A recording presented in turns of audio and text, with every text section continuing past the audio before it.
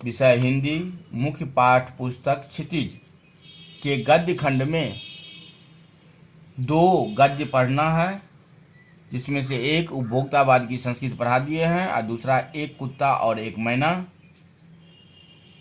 जिसके लेखक हजारी प्रसाद द्विवेदी जी हैं। यह पढ़ना है। इसके बाद यह क्षितिज पाठ्यपुस्तक कंप्लीट हो जाएगा, क्योंकि 2 पद भी पढ़ा चुके हैं, ये 2 गद्य हो जाएगा। तो एक कुत्ता और एक मैना के लेखक हजारी प्रसाद द्विवेदी जी का जन्म 1907 ईस्वी में छपरा के आरत दुबे गांव आरत दुबे का छपरा जिला बलिया उत्तर प्रदेश में हुआ था।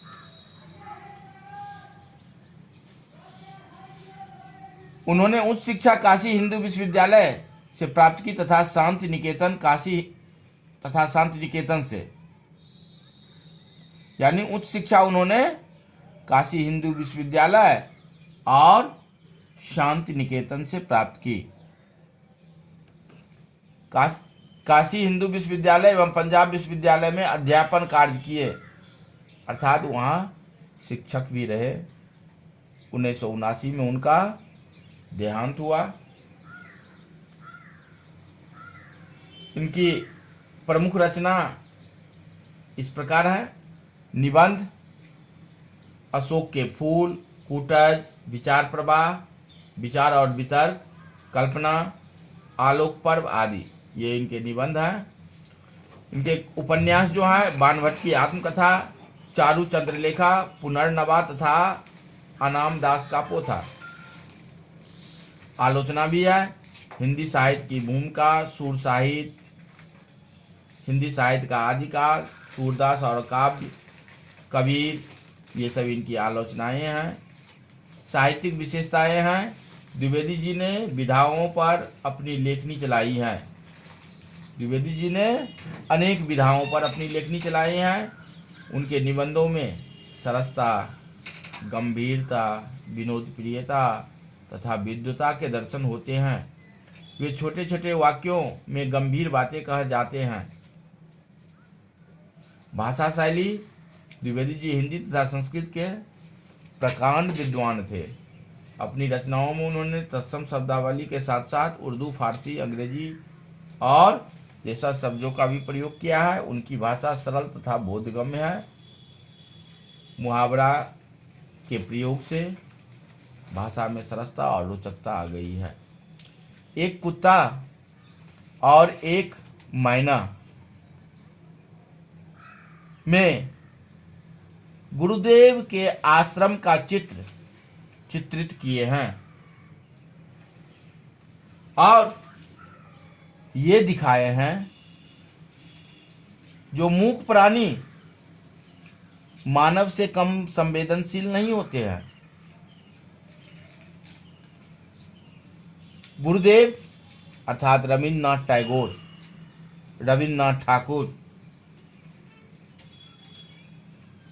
काफी वृद्ध हो चुके थे। उन्हें शांति निकेतन में शांति नहीं मिलती थी, क्योंकि वहां पर अधिक लोग उनसे मिलने के लिए आते थे।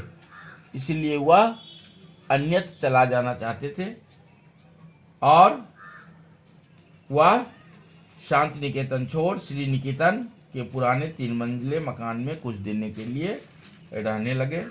उसमें लोहे की घुमावदार सीढ़ी होने के कारण उन्हें तीसरी मंजिल पर बड़ी कठिनाइयों से लाया जाया गया। कमजोर शरीर वाले रविन्द्रनाथ टैगोर के लिए वहां जाना संभव न था। छुट्टियों के दिन लोगों के बाहर चले जाने के कारण लेखक ने सपरिवार गुरुदेव के दर्शन का निश्चय किया। लेखक अर्थात हजारी प्रसाद द्विवेदी। लेखक जब उनके पास पहुंचा तो उस समय वे अकेले तथा प्रसन्नचित्त थे तथा कुर्सी पर बैठे अस्त होते सूर्य को देख रहे थे। उन्होंने लेखक से कुशल क्षेम के प्रश्न पूछे। उसी समय उनका एक कुत्ता उनके पास आकर पूंछ हिलाने लगा। गुरुदेव ने उसकी पीठ पर हाथ फेरा। वह आनंदित हो उठा। इन्हें कैसे पता चला कि यहाँ हूँ?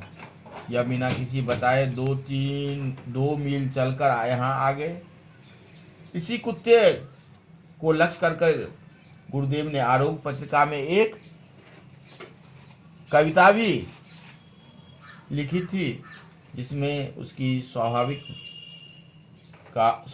का वर्णन है। कविता का भाव यह है कि वह प्रतिदिन भक्त कुत्ता आसन के पास स्तब्ध होकर तब तक बैठा रहता था जब तक कि गुरुदेव अपने हाथों से उन्हें स्पर्श नहीं करता। इतने मात्र से, उनके हाथों के स्पर्श मात्र से कुत्ता के अंग अंग में आनंद का प्रभाव बह उठता। यही वह एकमात्र जीव है जो अच्छा बुरा सबको भेद कर संपूर्ण मनुष्य को देख सकता है।